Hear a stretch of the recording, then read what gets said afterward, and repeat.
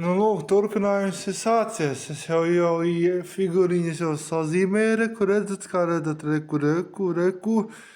Te tālāk, visā kārt sirsniņām. Un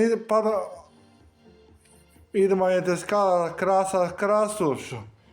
Melnā, tos šitos te